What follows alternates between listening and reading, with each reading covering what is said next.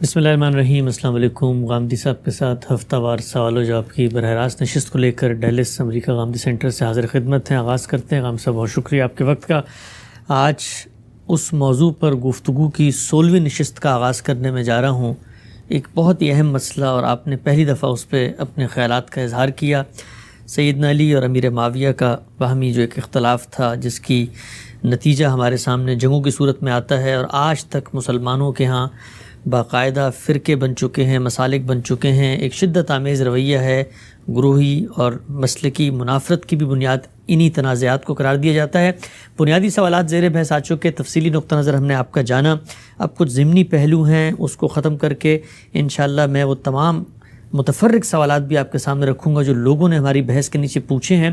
کچھ اصولی بنیادی سوالات، اسی سے آغاز کرتے ہیں۔ آج آپ نے تواتر سے بات فرمائی کہ کوئی ایسا سائنٹیفک طریقہ نہیں تھا انتخاب کا جس کو سیدنا امیر معاویہ اپناتے، اور پھر اپنانے کے بعد اس کے ذریعے فیصلہ ہو جاتا، اور نہ صرف یہ کہ ان کے زمانے میں نہیں تھا بلکہ 1200 سال تک مسلمان بھی ایجاد نہیں کر سکے۔ سوال ذہن میں اٹھتا ہے کہ سیدنا عمر کے دور میں بھی مملکت کو وسعت ملی، بہت دور دور تک لوگ پھیل گئے، عمال تھے، نئی نئی آبادیاں تھیں۔ آخر سیدنا عمر نے بھی تو ایک نظام بنایا، اور اس کے تحت ایک خلیفہ راشد کا انتخاب ہوا۔ وہ سائنٹیفک نظام تو موجود تھا، اس نظام کو کیوں نہیں اپنایا گیا؟ اس بات کا کیا عذر ہے؟ میں بڑی وضاحت سے بتا چکا ہوں کہ وہ کیا نظام تھا۔ یعنی اس نظام کی بنیاد تو رسالت مآب صلی اللہ علیہ وسلم کی دعوت کے نتیجے میں جو قیادت پیدا ہوئی تھی وہ بنائی گئی۔ تو اب تو صورتحال بالکل ہی تبدیل ہو گئی تھی۔ یعنی سیدنا عمر کے زمانے میں فتوحات کا جیسا طوفان اٹھا، جس طریقے سے بر اعظم کے بر اعظم مفتوح ہونا شروع ہو گئے، تو اس میں پہلے مرحلے میں تو فاتحین ہیں، مفتوحین ہیں، کوئی تبدیلی نہیں آئے گی، لیکن آہستہ آہستہ لوگ مسلمان ہوں گے۔ یہ کوئی 1 سال میں 2 سال میں تو نہیں ہوگا، اس میں وقت لگے گا۔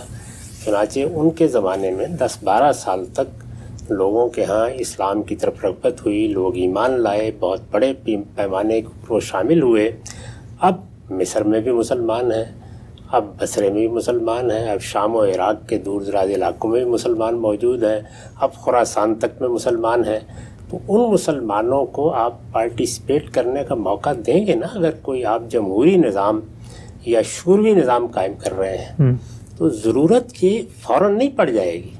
جو نظام انہوں نے بنایا تھا وہ نظام جزیرہ نما عرب کے لیے بالکل موزوں تھا۔ یعنی جزیرہ نما عرب میں قریش کو سیادت حاصل تھی، رسالت مآب صلی اللہ علیہ وسلم نے رہنمائی فرما دی، اس کے نتیجے میں جو انصار کے اور قریش کے درمیان قضیہ پیدا ہو سکتا تھا اس کا خاتمہ ہو گیا۔ قریش کے حق میں بحیثیت جماعت یا بحیثیت گروہ اللہ کے پیغمبر کی شہادت کے بعد کسی بحث و نزاع کی گنجائش باقی نہیں رہی، اور وہ چیز بھی بالکل بدیہی تھی اور اصول پر مبنی تھی۔ آپ نے فرما دیا تھا کہ الناس تبع لقریش، اس علاقے میں جزیرہ نما عرب میں قریشی کو یہ حیثیت حاصل ہے۔ اس کے تحت ظاہر ہے کہ قریش کی وہ لیڈرشپ ساری مدینے میں آ گئی تھی۔ یعنی 2 چیزوں کو آپ نظر انداز نہیں کر سکتے۔ ایک یہ کہ مدینے سے یہ ریاست بتدریج پھیلی ہے، اور رسالت مآب صلی اللہ علیہ وسلم کے زمانے تک یہ کہاں پہنچی؟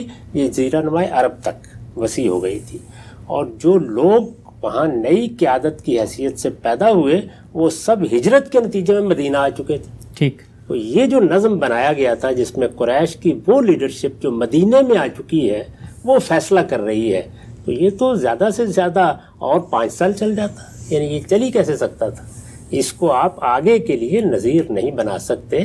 چنانچہ دیکھ لیجئے کہ خود سیدنا عمر نے اس موقع کے اوپر جن لوگوں کو کہا کہ تمہارے ہی ہاں لیڈرشپ کا کوئی مباحثہ ہو سکتا ہے، کوئی اختلاف ہو سکتا ہے، کوئی نزاع ہو سکتی ہے، تو وہ کتنے لوگ تھے اور ان لوگوں میں سے کتنے رہ گئے تھے باقی؟ تو اب تو سلطنت یہاں تک پھیل چکی تھی، یہ ضروری تھا کہ آپ مستقبل کا فیصلہ کریں۔ یعنی یہ ممکن ہے کہ ایک آدھ مرتبہ آپ اس پرانے نظام کے تحت بھی کوئی فیصلہ کرتے تو پھر چل جاتا۔ جیسے کہ میں نے عرض کیا تھا کہ اگر سیدنا عثمان کی شہادت کا واقعہ نہ ہوتا اور یہ اتنا بڑا حادثہ نہ ہو جاتا اور اس سے وہ خلفشار پیدا نہ ہوتا اور اس طرح بلوے کی کیفیت نہ ہو جاتی، تو ہو سکتا ہے کہ سیدنا عثمان اللہ تعالیٰ کے حکم کے مطابق دنیا سے رخصت ہوتے تو ابھی اسی نظام کے مطابق کوئی فیصلہ ہو جاتا اور قبول کر لیا جاتا۔ لیکن اس خلفشات کے نتیجے میں وہ سب کچھ سامنے آ گیا جو یہ تقاضا کر رہا تھا کہ اب کوئی نیا نظم بنایا جائے. تو یہ آپ مجھے بتائیے کہ وہ لوگ جنہوں نے بلوا کیا وہ مدینے سے اٹھے تھے سارے کے سارے, وہ کہاں سے آئے تھے؟ تو اس کا مطلب ہے کہ لوگ اب دور دراز جگہوں پر اپنے حقوق کا شعور بھی پیدا کر چکے تھے, وہ اعتراضات بھی کر رہے تھے غلط یا صحیح, اور وہ یہ مطالبہ بھی کرتے تھے کہ ہمارا بھی کوئی حصہ ہونا چاہیے اس کے اندر. تو یہ سب چیزیں جتنی ہیں یہ وقت کے ساتھ پیدا ہوتی ہیں. جو نظم بنایا تھا رسالت مآب صلی اللہ علیہ وسلم کے بعد, وہ نظم زیادہ سے زیادہ بھی اگر چلتا تو ایک اور انتخاب تک چل سکتا تھا. ٹھیک. اس کے بعد تو بہرحال جو لاکھوں کی تعداد میں لوگ مسلمان ہو رہے تھے, ان لوگوں کو یا آپ نمائندگی دیں گے یا اس کی جگہ کوئی اور نظام بنائیں گے, اس کے سوا آپ کے پاس کوئی راستہ باقی نہیں رہے گا. ٹھیک. اچھا غلام صاحب, آپ کی بات کو سمجھنے کے لیے یہ جو منطقی ذہن ہوتا ہے چیزوں کو دیکھتا ہے کہ بھئی سلطنت چونکہ وہاں بھی وسعت پا چکی ہے جو سیدنا عمر کے دور میں ہے اور سیدنا عثمان کے بعد بھی پا چکی ہے, وہاں ایک نظام تھا. سوال میں پوچھنا چاہتا ہوں کہ پھر کیا سیدنا عمر نے وہ جو وسعت پائی ہوئی سلطنت تھی اس کی اندر سے لیڈرشپ کو اٹھا کے عوام کی امنگوں کے مطابق لوگوں کو لا کے اس انتخاب میں شامل نہیں کیا, بلکہ جو مدینے کے اندر لیڈرشپ تھی وسعت کے باوجود انہی کے اندر فیصلہ رکھا؟ اس کی وجہ میں نے بتائی نا آپ کو کہ ابھی تو وہ مفتوحہ علاقے ہیں. یعنی یہ ایسا نہیں ہو رہا کہ جیسے ہم نے پاکستان بنایا تھا. ذرا کبھی غور کر کے دیکھیے قبائلی علاقوں کو آپ نے کب یہ موقع دیا ہے کہ وہ آپ کے نظام کا حصہ بن جائیں؟ یہ دور جدید میں, اس 21ویں صدی میں, یہ ابھی سال 2 سال کی بات بھی نہیں ہے, 70 سال گزار دیے آپ نے. تو وہاں آپ یہ کیسے تقاضا کرتے ہیں کہ 10 منٹ کے اندر اندر مفتوحہ علاقوں کو شامل کر لینا چاہیے تھا؟ میں یہ گزارش کر رہا ہوں کہ سیاسی چیزوں کو سیاسی طریقے سے سمجھیے. جب وسعت ہوتی ہے اور خاص طور پر فتوحات کے نتیجے میں وسعت ہوتی ہے تو پہلے امن و امان قائم کیا جاتا ہے. پہلے مفتوحہ قومیں اپنی حیثیت کے لحاظ سے بیہیو کرنا سیکھتی ہیں. پھر ظاہر ہے کہ آپ ایک دعوت لے کے اٹھے ہیں. آپ کی نوعیت یہ نہیں ہے کہ انگریز حکمران ہو گئے ہیں یا پرتگیزی حکمران ہو گئے ہیں. آپ ایک دعوت اسلام کی, اللہ کے دین کی دعوت لے کے اٹھے ہیں اور آپ لوگوں کو دعوت دے رہے ہیں کہ اس کو قبول کریں. تو وہ قبول کریں گے جب مسلمان ہو جائیں گے تو پھر تو وہ اس طرح مفتوح نہیں رہے. اب ان کی حیثیت تبدیل ہو گئی. یہ حیثیت تبدیل ہونے کا عمل ایک دن میں کیسے ہو جائے گا؟ فتوحات ہوتے ہی کیسے ہو جائے گا؟ سلطنت کے وسیع ہوتے ہی کیسے ہو جائے گا؟ یعنی اس طرح ہوتا ہے. ہم اسی طرح ایمان قبول کرتے ہیں. دعوت پہنچے گی, کوئی آج ایمان لایا, کوئی کل ایمان لایا, تو سیاسی تبدیلی آنے میں 10-20 سال لگتے ہیں. جب وہ سیاسی تبدیلی آ جائے اور اس وقت بھی آپ اس کا لحاظ نہ رکھیں تو پھر سیاسی نتائج نکلتے ہیں اس کے. تو سیدنا عمر کے زمانے میں تو ابھی وہ تبدیلی آنے کا عمل شروع ہوا ہے. میں تو عرض کر رہا ہوں کہ اگر حالات ٹھیک رہتے تو سیدنا عثمان کا زمانہ بھی ہو سکتا ہے کہ ٹھیک گزر جاتا اور لوگ اسی نظم کو قبول کیے رہتے. لیکن ایسا نہیں ہوا, اور جب نہیں ہوا تو پھر یہ سوال پیدا ہوتا ہے کہ کیا اب یہ سلطنت مدینے کے اندر موجود 4-6 بڑے رہنماؤں ہی کی عادت میں چلائی جائے گی؟ اچھا, وہ بھی دنیا سے رخصت ہو رہے ہیں. یعنی آپ یہ دیکھیے کہ اس وقت باقی کتنے لوگ رہ گئے ہیں. سیدنا سعد بن ابی وقاص باقی ہیں, طلحہ باقی ہیں, زبیر باقی ہیں, چند لوگ باقی ہیں نا. سیدنا علی تو خود میدان میں کھڑے ہیں. تو یہ لوگ باقی ہیں. جو جنگ و جدال کا مارکا گرم ہوا اس میں یہ بھی رخصت ہو گئے. یعنی سیدنا طلحہ بھی رخصت ہو گئے, سیدنا زبیر بھی رخصت ہو گئے. تو ان کے بعد اب رہ کیا گیا ہے باقی کہ جس کی بنیاد پر آپ کہتے ہیں کہ اسی نظام کو چلایا جا سکتا؟ بہت اہم نقطہ. یعنی یہ تو وہ وقت آ گیا ہے کہ اب سب سر جوڑ کے بیٹھیں اور یہ دیکھیں کہ اتنی بڑی سلطنت کے لیے اب کون سا نظام ہوگا. یعنی اتنا بڑا اقدام ہو گیا, اور تعجب کی بات ہے کہ آپ اس کے مقابل میں یہ کہہ رہے ہیں کہ سلطنت بن گئی, بر اعظم کے بر اعظم فتح ہو گئے, ملک کے ملک اس کا حصہ بن گئے. لیکن کوئی بات نہیں ہے, مدینے میں جو 7-8-10 لوگ ہیں وہی مل کے فیصلہ کر لیں. بہت اہم بات. بہت بڑی تبدیلی آ گئی ہے, اس تبدیلی کو سمجھا جائے. تو اب مسلمانوں کے سامنے یہ چیلنج تھا کہ وہ اب آئندہ نسلوں کے لیے اگر امرہم شورا بینہم کی بنیاد پر نظم باقی رکھنا ہے تو کوئی چیز بنائیں. یعنی اب بتائیں کہ یہ سلطنت دور دراز کے علاقوں میں کس طرح سے ریپرزنٹیشن حاصل کرے گی. جو نئے لوگ مسلمان ہو رہے ہیں, قرآن نے اعلان کر دیا کہ ان کے حقوق برابر ہیں, بتا دیا نا, فاخوانکم فی الدین. یہ تو قرآن مجید کا اعلان ہے. تو جب ان کی حیثیت برابر ہے تو اگر آپ کہتے ہیں کہ ان کی رائے سے حکومت قائم ہونی چاہیے تو ان کی رائے لینے, ان کی رائے کو شامل کرنے کے لیے کوئی نظام بنائیں گے. نہیں بنائیں گے تو پھر بغاوت ہوگی, پھر وہی کچھ ہوگا کوئی سیدنا عثمان کے زمانے میں ہوا. تو یہ میرے نزدیک تو یہ جو بغاوت ہے یہ ایک الارم تھا، یہ بتا رہی تھی کہ آپ کا پرانا نظام نہیں چل سکتا. یہ لوگ جو مختلف علاقوں سے آ گئے تھے یہ آپ کو بتا رہے تھے کہ آپ کے نظام میں اب تبدیلی آنی چاہیے. یہ بھی بہت اہم بات ہے ہم سب. جب اس کو نہیں سنا گیا تو پھر وہ آہستہ آہستہ آگے بڑھتی چلی. یعنی خود بغاوت بھی اصل میں اسی چیز کی غمازی تھی کہ نیا سیاسی نظام، نیا طریقہ ہاؤس آف ریپرزینٹیٹیو کو بنانے کا پیدا ہونا چاہیے. صحیح. ٹھیک، آگے اس بڑھا. کے سوا کوئی چارہ نہیں تھا آپ کے پاس. یعنی یہ تو آنکھیں بند کر لینے والی بات ہے کہ کیا فرق پڑتا ہے. اس سے پہلے 4 آدمیوں نے مل کے مسلمانوں کے حکمران کو 5 لوگوں نے منتخب کر لیا، تب بھی کر لیں گے. ذرا دیکھیے تاریخ میں کہ سیدنا ابو بکر صدیق رضی اللہ عنہ نے جب سیدنا عمر کے بارے میں فیصلہ کیا ہے تو وہاں قریش کی جتنی لیڈرشپ ہے وہ ساری کم و بیش موجود ہے. تو 8-10 لوگ ہوں گے. آپ زیادہ سے زیادہ گنے گے انصار کے لیڈروں کو شامل کر دیں 15 لوگ ہوں گے. یہ سب مدینے میں ہیں، ان کو دعوت نے پیدا کیا ہے. اس وقت کے لیے یہ نہایت موزوں ارباب حل و عقد ہیں، انہی کی بنیاد کے اوپر ریپرزنٹیشن ہو رہی ہے. لیکن آپ کہتے ہیں کسی کو جاری رکھنا چاہیے. یعنی اتنی بڑی تبدیلی آنے کے بعد اسے جاری رکھنا چاہیے. اور دلیل کیا ہے کہ حضرت عمر نے کیوں نہیں کیا؟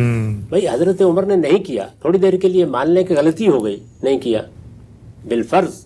یعنی میرے نزدیک تو کوئی غلطی نہیں ہوئی اس وقت، ابھی صورتحال میں وہ تبدیلی آئی ہی نہیں ہے، لیکن نہیں کیا انہوں نے.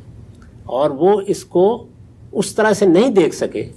تو آپ نہیں دیکھیں گے تو زمینی حقائق تبدیل ہو جائیں گے، وہ اٹھیں گے اور اپنا وجود منوا لیں گے. چنانچہ نہیں دیکھا اگر تو پھر کیا ہوا؟ پھر یہ ہوا کہ سیدنا عثمان کے خلاف بغاوت مدینے کی لیڈرشپ نے نہیں کی. پھر مصر سے اور بصرہ سے اور کوفہ سے لوگ آ گئے اور انہوں نے آگے دیکھیے کیا صورتحال پیدا کر دی. مدینے پر قبضہ کر لیا، امہات المومنین تک کے عزت و وقار کے خلاف بعض اقدامات کی. مسجد نبی میں اب وہ نمازیں پڑھا رہے ہیں. مسلمانوں کا خلیفہ جو اتنی بڑی سلطنت کا حکمران ہے وہ اپنے گھر سے باہر نہیں نکل سکتا. سیاسی یہ صورتحال پیدا ہو گئی. تو سیاسی حالات کی اس تبدیلی کو پہچانیے. ان کو محض آپ بلوائی کہہ کے رد کر دیں گے. اس میں شبہ نہیں کہ وہ بلوائی تھے، اس میں کوئی شبہ نہیں ہے کہ یہ ایک طائفہ باغیہ تھا. لیکن یہ بغاوت کیوں پیدا ہوئی؟ اس کے سیاسی اسباب دیکھنے چاہیے. تو وہ سیاسی اسباب محض یہ نہیں ہے کہ سیدنا عثمان کے بعض اقدامات پر اعتراض ہو رہا ہے، بلکہ ان علاقوں کے لوگ اب ایک طرح کی پارٹیسپیشن، ریپرزنٹیشن چاہتے ہیں اس نظام کے اندر. یا پھر آپ کوئی متبادل صورت ان کو بتائیں کیا ہوگی. ٹھیک، ہم سب ایک نیا زاویہ نظر آپ نے آج دیا ہے. اسی بحث کو میں آگے بڑھاتا ہوں. ایک اور نقد، ایک اور آپ کے نقطہ نظر کو کاؤنٹر کرنے کے لیے جو استدلال نیا سامنے آتا ہے وہ یہ ہے کہ چلیں یہاں تک کی بحث میں آپ سے اتفاق ہے. خود سیدنا امیر معاویہ نے جب یزید کا انتخاب کیا تو اس وقت بھی انتخاب کا جو طریقہ انہوں نے اپنایا تو وہ بھی شورائیت ہی پہ مبنی ہے. ارباب حل و عقد کا ایک ہاؤس آف ریپرزینٹیٹیو موجود ہے، انہی کے ذریعے انتخاب کروایا گیا ہے، انہی کی تصویب، تائید اور انہی کے کہنے پر یزید کو مقرر کر دیا گیا ہے. سوال یہ ہے کہ نظام تو پھر سیدنا امیر معاویہ کے دور میں بھی جیسا بھی تھا، باہر کیف شورائیت دین کا وہ جو اصولی نقطہ نظر وہ بھی تو موجود تھا، وہ بھی مشورہ کر رہے ہیں. بس مشورے میں لازم کر دیا گیا کہ انتخاب صرف میرے فرزند کا ہونا ہے اور کسی کا نہیں ہونا. دیکھیے یہ دو بالکل الگ الگ باتیں ہیں، ان کو ملانا نہیں چاہیے. یا تو آپ یہ کہیے کہ اسلام کا اصول صرف یہ ہے کہ کوئی شخص جہاں سے چاہے آئے، آسمان سے نازل ہو جائے، تلوار سے حکومت پہ قبضہ کر لے، کوئی فرق نہیں اس سے پڑتا کہ وہ کسی ملٹری کا سربراہ ہے اور ایک دن مارشل لا لگا کے تختہ الٹ دے، بس اس کو مشورہ کرنے کا پابند کیا گیا ہے. تو یہ تو بڑا آسان معاملہ ہے، اس میں تو کوئی فرق نہیں پڑتا، ہر آدمی یہ کام کر لے گا. نہیں، اگر امرہم شورا بینہم بنیاد ہے تو اس کا مطلب ہے کہ اس نظم کو آزادانہ مشورے سے وجود پذیر ہونا چاہیے. یعنی جمہوریت صرف اس چیز کا نام نہیں ہے کہ کوئی شخص جہاں سے بھی آئے گا وہ اپنی مرضی کے مطابق مشورہ کر لے گا، چاہے گا قبول کرے گا، چاہے گا قبول نہیں کرے گا. کوئی ملوکیت، کوئی آمریت بھی مشورے کے بغیر نہیں چلتی، مشورہ کرنا پڑتا ہے، عمراء سے کرنا پڑتا ہے، اعیان و اکابر سے کرنا پڑتا ہے. تو معاویہ رضی اللہ عنہ نے بھی مشورہ کیا، لیکن مشورے کا ایک دائرہ تھا جس میں وہ کیا گیا ہے. یعنی وہ ایک بڑا فیصلہ کر رہے تھے، بہت بڑا فیصلہ کر رہے تھے. میرے نزدیک وہ فیصلہ محض یہ نہیں تھا کہ میرے بعد میرا بیٹا حکمران ہوگا یا کوئی اور ہوگا. یہ تو بڑا آسان فیصلہ تھا، اس کے لیے کوئی زیادہ تردد کی ضرورت نہیں تھی. وہ فیصلہ یہ کر رہے تھے کہ آئندہ اب یہ جو سلطنت ہے اس کا نظام کیا ہوگا. کیا یہ امرہم شورا بینہم کے اصول پر چلے گی؟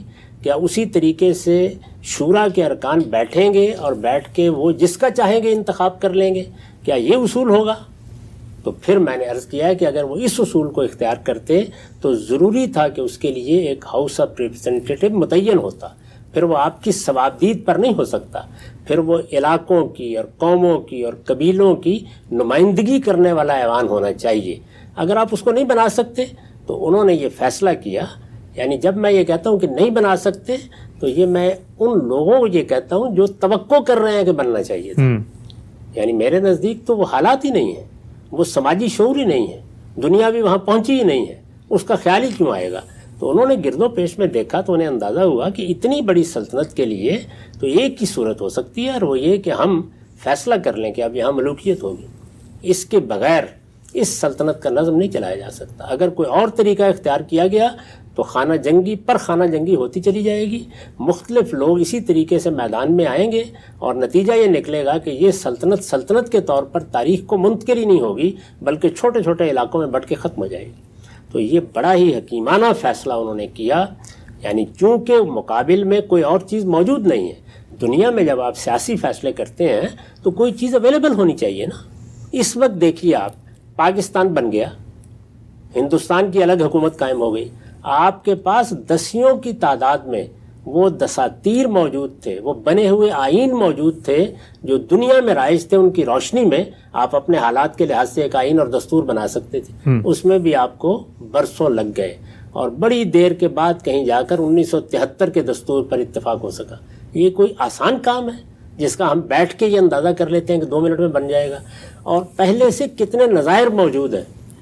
تو میں نے عرض کیا تھا کہ اس سے پہلے تو کوئی نظیر موجود نہیں تھی کہ اتنی بڑی سلطنت کو کس طریقے سے کسی پارلیمنٹ سے چلایا جا سکتا ہے، پارلیمنٹ کا کوئی تصور، اس کے قیام کے کوئی ذرائع، یعنی ہم حال کو ماضی میں کیسے داخل کر سکتے ہیں۔ تو اس لیے انہوں نے جو فیصلہ کیا وہ محض یہ فیصلہ نہیں تھا کہ میرے بعد کون حکمران ہوگا، انہوں نے فیصلہ یہ کیا میرے بعد مسلمانوں کا اجتماعی نظم اب کس اصول پر چلے گا۔ ٹھیک، وہ فیصلہ یہ تھا کہ یہ ملوکیت کے اصول پر چلے گا، اور ملوکیت کا لازمی تقاضا ہے کہ ایک خاندان کی حکومت ہوگی، اور خاندان وہ ہونا چاہیے کہ جس کو سیاسی عصبیت حاصل ہو۔ اگر یہ چیز نہیں ہے تو امکان ہی نہیں ہے کہ ملوکیت بھی چل سکے، اور یہ ہمیشہ ذہن میں رکھیے کہ ملوکیت میں بھی فیصلے مشورے ہی سے کیے جاتے ہیں۔ یقیناً انہوں نے فیصلہ مشورے سے کیا، رائے بھی لی، اپنے اعیان و اکابر سے رائے لی، اپنے قریبی لوگوں سے رائے لی، وہ لوگ کے جو میٹر کر سکتے تھے ان سے رائے لی، اپنے قبیلے کے لوگوں سے رائے لی۔ کیا انہوں نے جو اس وقت کانٹیسٹنٹ ہو سکتے تھے ان سب کو بلایا تھا؟ کیا سیدنا حسین کو بلایا تھا؟ کیا عبداللہ بن زبیر کو بلایا تھا؟ کیا عبداللہ بن عمر کو بلایا تھا؟ کیا عبد الرحمن بن ابی بکر کو بلایا تھا؟ یعنی جو نئی قیادت پیدا ہو رہی تھی ان سے مشورہ کیا تھا انہوں نے، ان کے بارے میں انہوں نے یہ کہا تھا کہ ان کو خاموش کرنے کے طریقے کیا ہیں، کیونکہ ملوکیت اس کو گوارا نہیں کر سکتی کہ اس کے مقابل میں آواز اٹھائی جائے۔ ملوکیت آپ کو ہر طرح کی آزادی دے سکتی ہے، اس وقت بھی آپ دیکھ لیں، یعنی آپ کے مرکز میں ملوکیت قائم ہے، وہ بہت سی آزادی دے گی، آپ خطبے دیں، آپ علم پھیلائیں، آپ کتابیں لکھیں، آپ یہ کریں، آپ وہ کریں، لیکن سیاسی اختلاف کی اجازت نہیں دیتی، بنی نہیں سکتی، چلی نہیں سکتی اس کے بغیر۔ وہ نہ مغل اس کی اجازت دیں گے، نہ عثمانی اس کی اجازت دیں گے، نہ عباسی اس کی اجازت دیں گے، نہ اموی اس کی اجازت دیں گے، نہ دنیا کی کوئی ملوکیت دے گی۔ تو معاویہ رضی اللہ عنہ نے جو فیصلہ کیا وہ فیصلہ اپنے بعد ایک شخص کو مقرر کرنے کا فیصلہ نہیں ہے، بلکہ یہ اصولی فیصلہ ہے کہ اب یہ نظم ملوکیت پر چلے گا، اور اس وقت کے لوگوں نے اس سے یہی میسج قبول کیا، اور بعد کے زمانوں میں آپ کے 26 کے قریب 1200 سال میں 26 کے قریب سلطنتیں قائم ہوئی ہیں، سب اسی اصول پر قائم ہوئی، ان میں سے کسی میں بھی کوئی دوسرا نظام نہیں اختیار کیا گیا۔ تو یہ وہ تاریخ کا جبر ہے جس کے سامنے آپ کے پاس کہنے کے لیے کچھ بھی نہیں ہے، اس لیے اس میں کسی ایک شخص کو متون نہیں ہونا چاہیے۔ اگر آپ نے کسی کو مجرم قرار دینا ہے تو پھر پوری مسلمان امت مجرم ہے کہ جو کوئی نظام نہیں بنا سکی امرهم شورى بینہم پر، اور بالآخر جب آپ کے نئے ملک بنے اور قومی ریاستیں بنی تو آپ کو مغرب کے بنائے ہوئے نظام کی ہر جگہ نکالی کرنی پڑی۔ ٹھیک ہے، ہم سب بات آپ کی سمجھ میں آ رہی ہے۔ ایک اور ضمنی اشکال آخر میں رکھتا ہوں، ایک مذہبی ذہن کے سامنے آتا ہے، وہ یہ کہ آپ کی پھر اس پوری گفتگو کا حاصل تو یہ ہوا کہ پھر خلافت سے ملوکیت تک کا سفر نہیں ہوا، ملوکیت ہی اصل تھی، پہلے جاری تھی، اسلام آیا، بیچ میں جمہوریت کا تھوڑا سا وقفہ ہے اور پھر ملوکیت شروع ہو گئی۔ سوال ذہن میں یہ آتا ہے کہ پھر اسلام نے جب ایک اصول دے دیا، ایک بات کر دی، شراب پہ پابندی لگا دی، اس کے بعد سے حرام پہلے بھلے لوگ پیتے ہوں، اور چیزوں کے اندر فیصلہ کر دیا، تو اب سیدنا امیر معاویہ کے دور میں اگر وہ حالات سازگار نہیں تھے تو 20 سال حکومت رہی، سازگار بناتے اس کو، دین کی ہدایت پہ عمل کرنے کی طرف آگے بڑھتے۔ اسلام نے جب ایک دھارا بدلا ہے نظم اجتماعی اور انتخاب کے معاملے میں جمہوریت اور امرهم شورى بینہم سے، تو پھر اس کو واپس کیوں لوٹایا؟ آگے جاتے نا وہاں سے۔ یعنی وہ سب تنہا کرتے، کسی اور کی کوئی ذمہ داری نہیں تھی، ان کے مقابل میں جو لوگ آئے انہوں نے کیا کوئی نظام پیش کیا؟ میں یہی گزارش کر رہا ہوں کہ یہ ہم اصل میں حال کو ماضی میں داخل کر کے یہ کہتے ہیں کہ جس طرح ہم اس وقت جمہوریت کو ایک قابل عمل نظام کے طور پر دیکھ رہے ہیں، وہ بن گیا ہے، دنیا میں دساتیر موجود ہیں، ہمارا ایک ذہنی افق ہے، تو ہم کہتے ہیں کہ ایسے ہی معاویہ رضی اللہ عنہ کو بھی سوچنا چاہیے تھا۔ تو میں یہ کہتا ہوں کہ پھر باقیوں کو بھی سوچنا چاہیے تھا۔ جو لوگ مقابل میں کھڑے ہیں وہ کوئی اس کا حل پیش کر رہے ہیں، ان کی کوئی تجویز ہے؟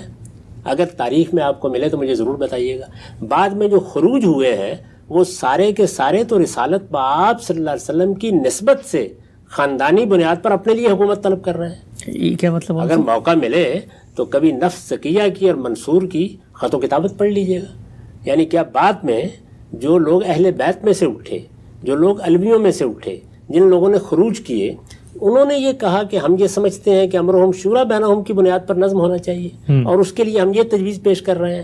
میں تو یہ عرض کر رہا ہوں کہ مجھے مقابل میں بتائیے، کوئی فکر پیدا ہوگا تو معاویہ رضی اللہ عنہ کے بارے میں کہیں گے نا انہوں نے کیوں نہیں قبول کیا اس کو؟ کہ کوئی متبادل چیز موجود تھی، کوئی متبادل چیز آنی چاہیے پہلے سامنے۔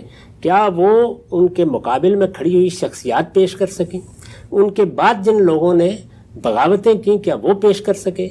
بعد میں جو لوگ نئے علم لے کر اٹھے جیسے عباسی اٹھے وہ پیش کر سکے؟ 100 سال بعد پیش کر سکے؟ اور اس سے آگے بڑھ کر جب آپ کے ہاں آپ کا قانون مرتب ہونا شروع ہوا، یعنی آپ کی فکر، تو کیا آپ کے فقہا، آپ کے متکلمین پیش کر سکے؟